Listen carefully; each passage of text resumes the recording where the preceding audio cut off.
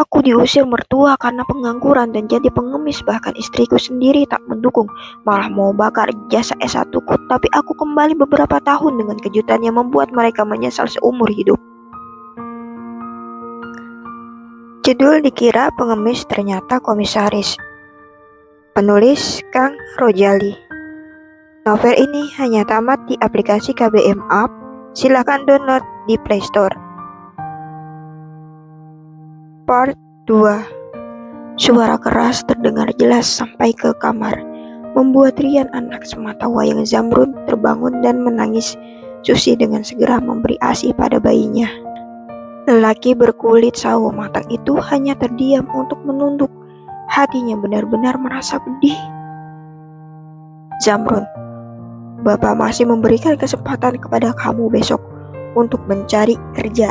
Sebelum kamu dapat pekerjaan, enggak usah pulang, ujar lelaki berusia 55 tahun itu dengan tegas. Baik Pak, jawab Zamrun dengan pelan. Tampak matanya berkaca-kaca seolah dia tak percaya dengan apa yang didengarnya. Terbayang oleh Zamrun, seandainya besok dia belum mendapatkan pekerjaan. Aku akan tidur di mana?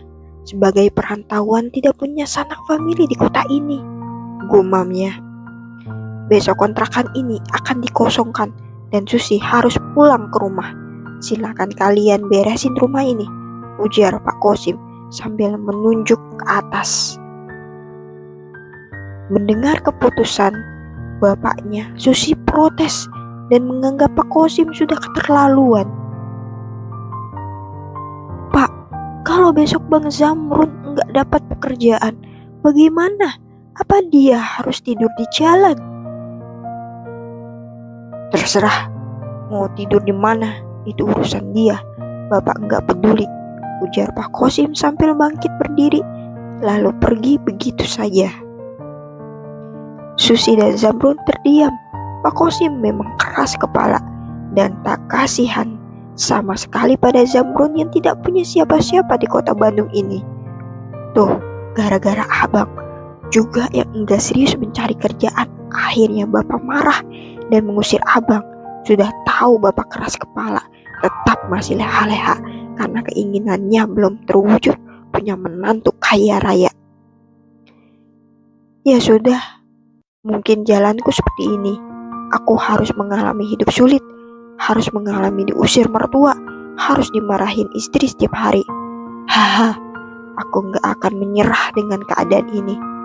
Tolong bang, kalau abang masih cinta sama aku dan Rian, besok harus dapat pekerjaan. Iya sudah, besok aku mau nyari kerja. Aku juga ingin mengubah nasib. Buktinya bang, jangan ngomong doang. Aku buktikan, suatu saat aku akan punya rumah mewah, punya mobil bagus, dan punya perusahaan. Bapakmu pasti akan menyesal telah mengusirku. Ah, itu cuma mimpi. Aku gak percaya. Melamar kerja aja ditolak melulu, bagaimana bisa kebeli rumah mewah? Timpal Susi dengan ketus. Ya sudah, kalau kamu gak percaya. Waduh, sepertinya memang sengaja aku dipisahkan dengan anak istriku. Sebenarnya Pak Kosim sudah tahu aku tidak akan mungkin mendapat pekerjaan. Berbagai pikiran negatif mulai merasuki Zamrun. Pagi hari setelah sarapan, Pak Kosim dan Kang Barzah datang bersiap untuk mengangkut barang-barang milik Susi.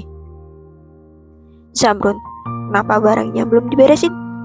Ayo beresin sekarang, seru Pak Kosim.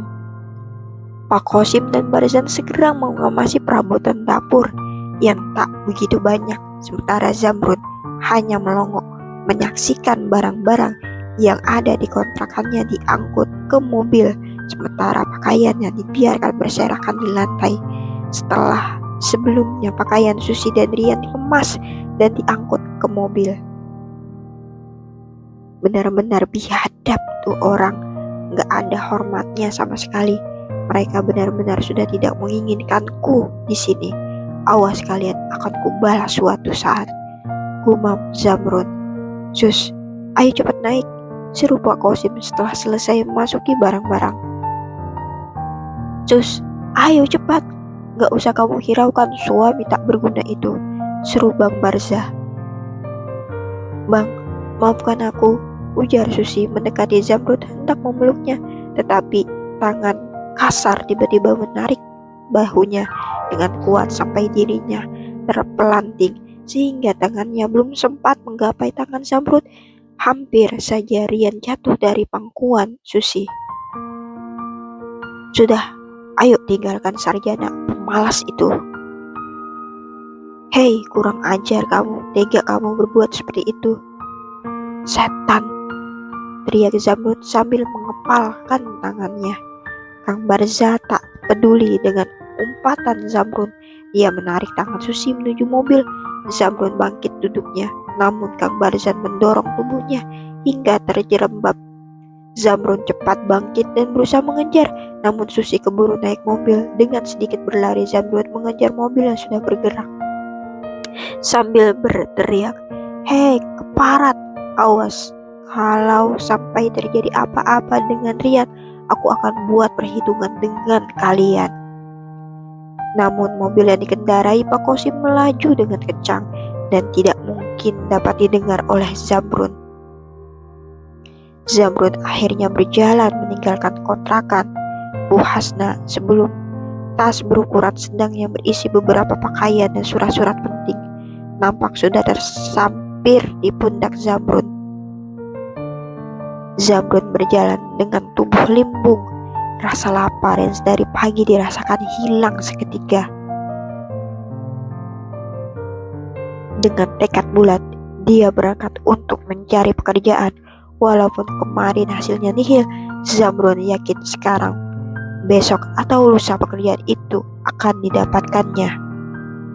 Setelah sampai di tempat tujuan yang berbeda dengan kemarin, Zamrud berjalan menyusuri jalan tempat di mana beberapa perusahaan berada.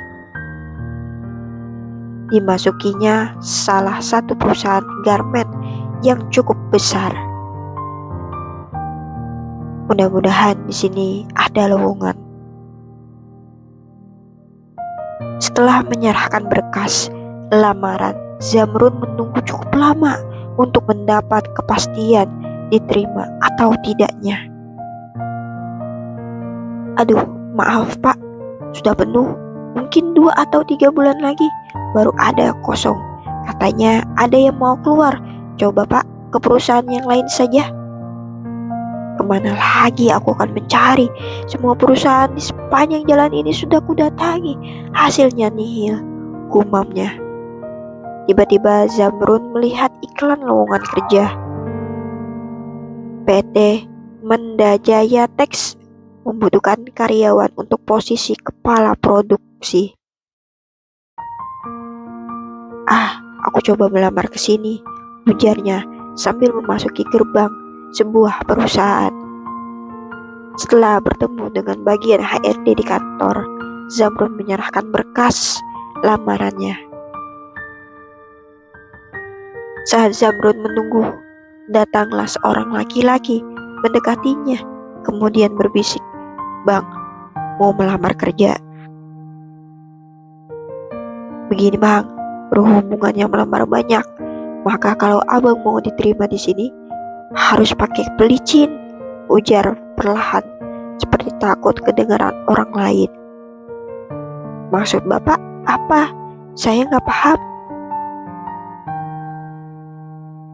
"Maksud saya kalau abang mau cepat diterima kerja harus ngasih uang segini," ujarnya sambil mengacungkan jari telunjuk dan jari tengah.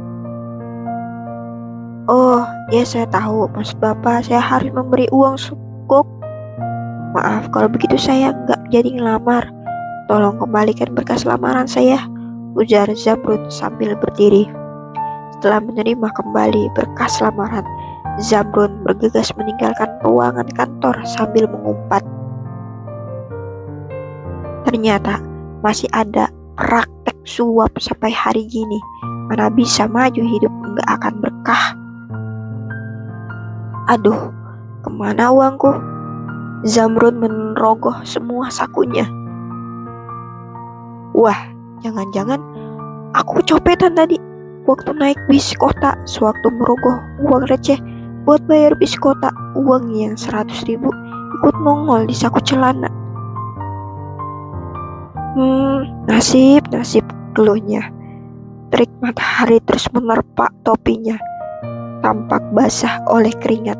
Baju kemejanya jadi semakin lusuh terkena debu jalanan. Tiba-tiba kepalanya terasa pusing. Matanya terpejam, dadanya berdegup kencang. Tak kuasa lagi menahan tubuhnya. Setelah itu ia tak sadarkan diri dan terjatuh ke trotoar. Bunyi keras terdengar bersambung. Baca selengkapnya di KBM Up. Judul Dikira Pengemis Ternyata Komisaris. Penulis Kang Rojali. Link untuk novel ini ada di deskripsi. Terima kasih.